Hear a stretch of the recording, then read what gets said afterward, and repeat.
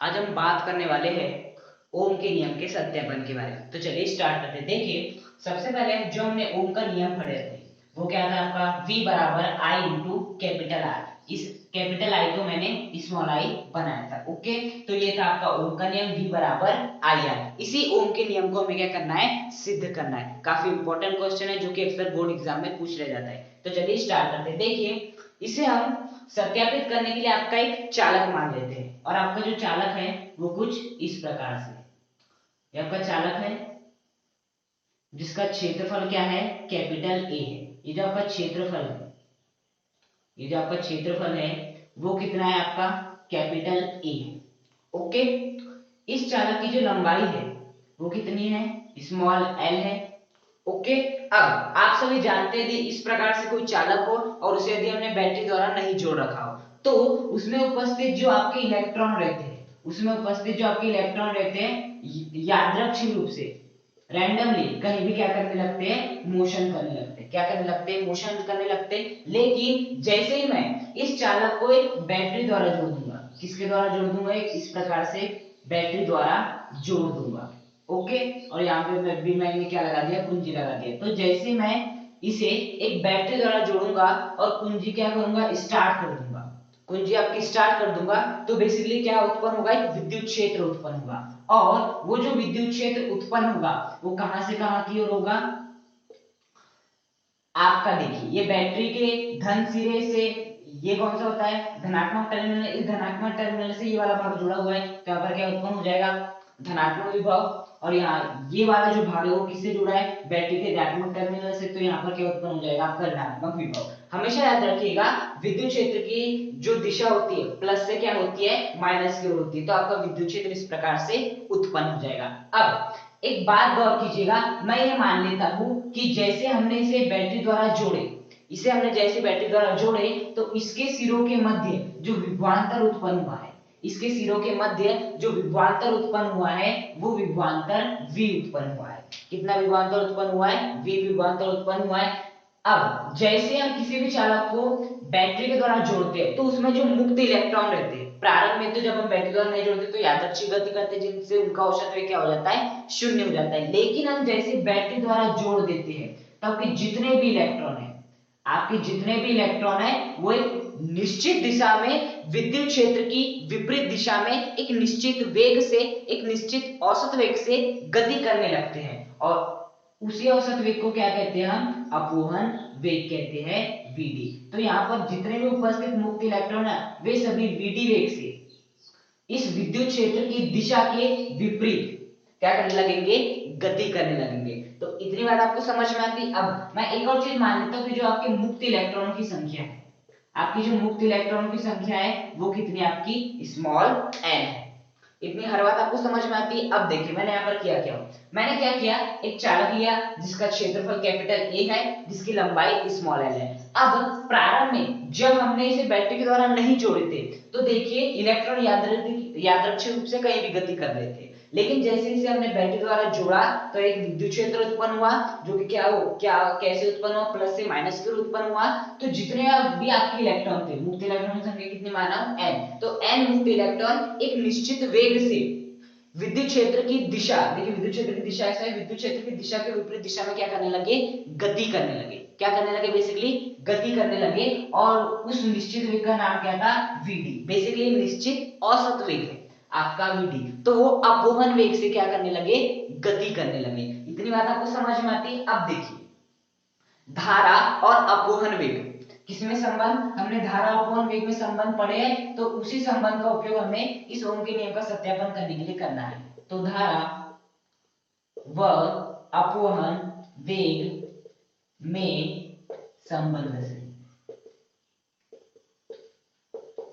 क्या था आपका, basically I is equal to क्या था, बेसिकली यदि इसमें से कितनी धारा प्रवाहित हो रही हो, I धारा प्रवाहित हो रही हो, I इज इक्वल टू क्या था आपका, N E A VD।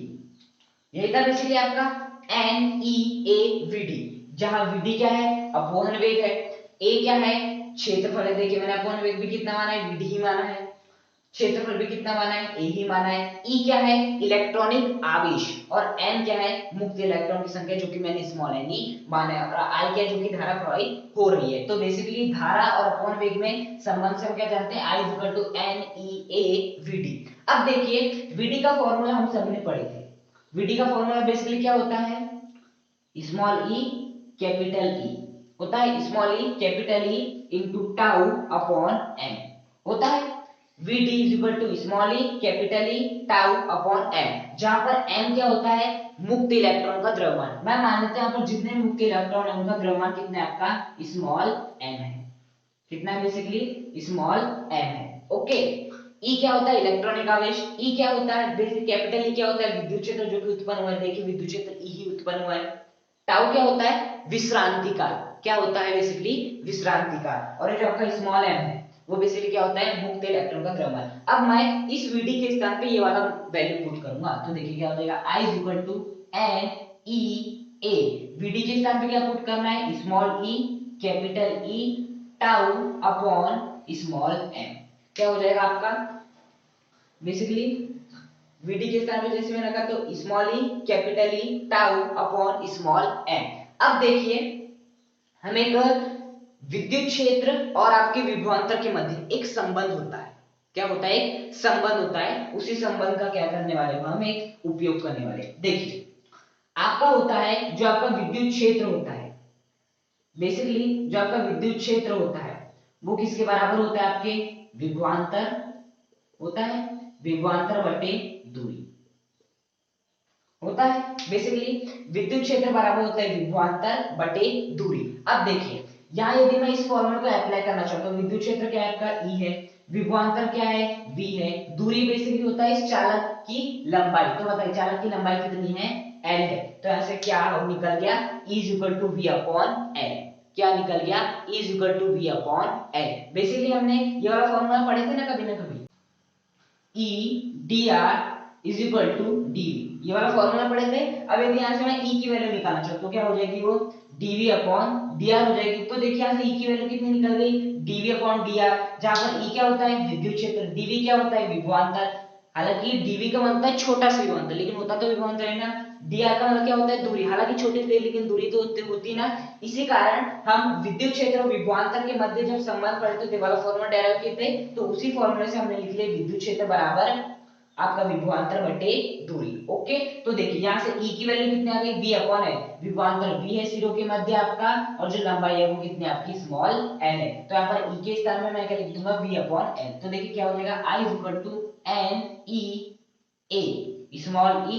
E के स्थान पे क्या लिखना है मुझे, V अपॉन L लिखना है। क्या लिखना है, V अपॉन L लिखना है। देखिए फिर tau divide by small m। क्या हो जाएगा, tau divide by small m। अब बेसिकली इतनी बात आपको अच्छे समझ में आती है। हाँ, अब देखिए आगे क्या करते हैं हम, यहां से हम क्या, मैं इसे ऐसे लिख सकता हूं, n ओके E A हो गया, फिर E V tau upon m into l। क्या मैं इसे ऐसे लिख सकता हूं, ये जो आपका l था वो नीचे आ जाएगा m के साथ, बाकी n E A E V tau ये सब तो ऊपर ही है। अब देखिए I इज इक्वल टू क्या हो जाएगा आपका, ये भी है ये भी है, तो क्या हो जाएगा E इंटू ई ई स्क्वायर, फिर क्या आ जाएगा A आ जाएगा आपका, आगे आपका फिर क्या आ जाएगा V, फिर क्या आ जाएगा tau divide by m l। आ जाएगा इतना। हाँ, अब देखिए क्या मैं इसे ऐसे लिख सकता हूँ, I बराबर n E square A tau upon m l into v। क्या मैं इसे ऐसे लिख सकता हूँ, n E square a tau m l into v। क्या मैं इसे ऐसे लिख सकता हूँ, बिल्कुल लिख सकता हूँ।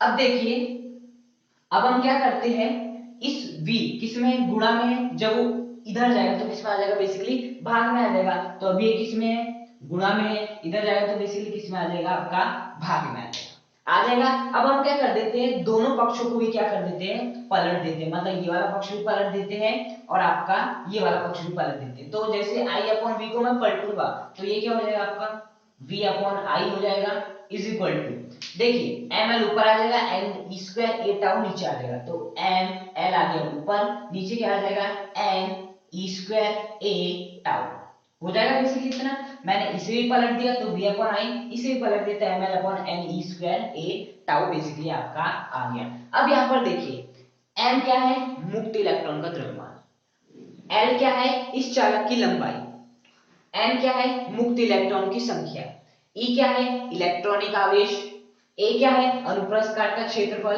और टाउ क्या है बेसिकली विश्रांति काल। देखिए यहाँ पर जितने भी value m l n e a tau ये सभी क्या है नियत वैल्यू है। कौन सी वैल्यू है, नियत वैल्यू है। और ओम का नियम केवल तभी लागू होता है जब आपकी चालक की लंबाई परिवर्तित ना हो और चालक का क्षेत्रफल परिवर्तित ना हो। तो लंबाई और ये तो परिवर्तित नहीं होंगे, m भी परिवर्तित होने वाला, मुक्त इलेक्ट्रॉन की संख्या जो है वही रहेगी, उसके बाद जो विश्रांति काल है वो वही रहेगा और बेसिकली आपका जो इलेक्ट्रॉनिक आवेश है वो तो जैसा का वैसा रहेगा। विश्रांति केवल जो विश्रांति काल है तो किससे प्रभावित होता है, तापमान से प्रभावित होता है। लेकिन ओम का नियम कब अप्लाई होता है, जब आपका तापमान भी नियत रहे। अब जब तापमान नियत रहेगा तो विश्रांति काल भी नियत रहेगा, सब कुछ नियत रहने वाला है। तो m भी नियत, l भी नियत, n भी नियत, e भी नियत, a भी नियत, टाउ भी नियत। तो मैं क्या लिख सकता हूँ, इसे ऐसे लिख सकता हूँ v upon i is equal to नियतांक लिख सकता हूँ, क्योंकि बेसिकली यहाँ पर जितने भी वैल्यू है वो सभी क्या है नियत वैल्यू है। तो मैं इन सब के स्थान पे क्या लिख सकता हूँ, नियतांक लिख सकता हूँ। और यहाँ पर जो आपका नियतांक है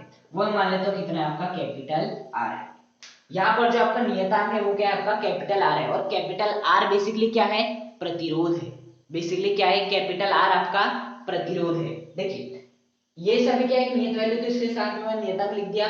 तो इस नियतांक को मैंने क्या मान लिया कैपिटल R मान लिया। अब क्या कीजिए ये i किसमें भाग में है, इधर जाएगा तो किसमें आ जाएगा गुणा में आ जाएगा, तो i इंटू क्या हो जाएगा कैपिटल R, जिसे हम क्या लिख सकते हैं IR लिख सकते हैं। तो बेसिकली यही तो था आपका ओम का नियम v is equal to IR। Okay काफी इंपॉर्टेंट क्वेश्चन है जो कि अक्सर परीक्षा में पूछा जाता है। ओम का नियम क्या है इसे सिद्ध कीजिए। तो आपको कुछ नहीं करना है, इस प्रकार से डायग्राम बनाना है, उसके बाद बस एक संबंध लगाना है धारा और अपोन वेग के मध्य संबंध से, फिर vd का मान रखना है, फिर e का मान रखना है v अपॉन l, उसके बाद सॉल्व करना है, आपके पास आसानी से आ जाएगा।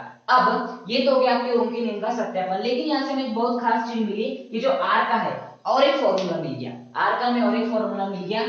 कौन सा फॉर्मूला है वो, बेसिकली ml n अपॉन, देखिए मैंने इन सब के स्थान पे क्या लिखा, मैंने नियतांक लिखा हो और वही नियतांक किसके बराबर है, r के बराबर है। मतलब r किसके बराबर है, इसके बराबर है, तो ml upon n e square a tau ये हो गया बेसिकली आपका। अब r का एक और फॉर्मूला हमारे पास प्राप्त हो गया। अब देखिए r बराबर क्या मैं ऐसे लिख सकता हूँ m upon n e square tau लिख सकता हूँ, m n e square tau लिख सकता हूँ। इसके बाद यहां पर मैं क्या लिख दूंगा l upon a। Okay l upon a, l upon a। अब देखिए m क्या है, मुक्त इलेक्ट्रॉन का द्रव्यमान नियत रहने वाला है, n इलेक्ट्रॉनिक आवेश, सॉरी n मुक्त इलेक्ट्रॉन संख्या वो भी नियत है, e क्या है इलेक्ट्रॉनिक आवेश और टाउ क्या है आपका बेसिकली विश्रांति काल। अब एक बात पे गौर कीजिएगा यहाँ पर कि ये सभी क्या है पूरी नियत वैल्यू है, तो इन सब के स्थान पे मैं क्या लिख सकता हूँ, एक नियतांक लिख सकता हूँ और वो नियतांक में क्या मान लेता हूँ आपका रो मान लेता हूँ। ओके तो बेसिकली ये हो गया आपका r का और एक formula rho into l upon a, और ये मैंने आपको पढ़ाया भी है कि जो आपका प्रतिरोध होता है वो लंबाई पर निर्भर करता है और जो आपका प्रतिरोध है वो क्षेत्रफल पर भी निर्भर करता है। तो जब हम इसे डेराइव कर रहे थे तो आपका नियतांक आया था रो, और रो क्या होता है आपका विशिष्ट प्रतिरोध। तो यहाँ से हमें और एक फॉर्मूला मिल गया रो का, जो कि क्या होता है m upon n e square tau. देखिए तो बेसिकली पता है एग्जाम में कई बार क्या पूछता है कि ओम का नियम क्या होता है, इसे सत्यापित कीजिए और जो आवश्यक प्रतिरोध है उसके लिए व्यंजक लिखिए। तो आपको ये लिखना है, उसके बाद ये लिखना है, फिर कई बार विशिष्ट प्रतिरोध के लिए भी पूछ लिया जाता है तो आपको ये भी लिखना है, या कई बार ऐसे पूछ लिया जाता है कि विशिष्ट प्रतिरोध का मान निम्नलिखित में से खाली स्थान होगा, ये ऑप्शन होगा, फिर ऐसे बहुत सारे ऑप्शन होंगे तो आपको इसे टिक करना रहता है। फिर एग्जाम में कई बार पूछता है कि r के लिए निम्नलिखित व्यंजक स्थापित कीजिए, वो कभी ना ये वाला आपको व्यंजक नहीं देने वाला, बहुत ही कम देगा, वो बच्चों को कंफ्यूज करना चाहता है, वो ये वाला व्यंजक देता है, फिर ये वाला, फिर ये वाला, ऐसे बहुत सारे देता है, लेकिन ये नहीं देता। और पहचाना रहता है कि कौन सा सही है r के लिए, तो कौन सा सही है, ये वाला सही है। बच्चे बेसिकली केवल ये वाला पढ़ते हैं r is equal to rho l upon a, लेकिन इसमें रो की वैल्यू क्या है m upon n square tau, जो कि देखिए m upon n e square tau है। ओके, तो इस प्रकार से आज के वीडियो में हमने ओम के नियम का सत्यापन पढ़े और कुछ महत्वपूर्ण फॉर्मूला पढ़े जो कि आपके एग्जाम के लिए अत्यंत ही महत्वपूर्ण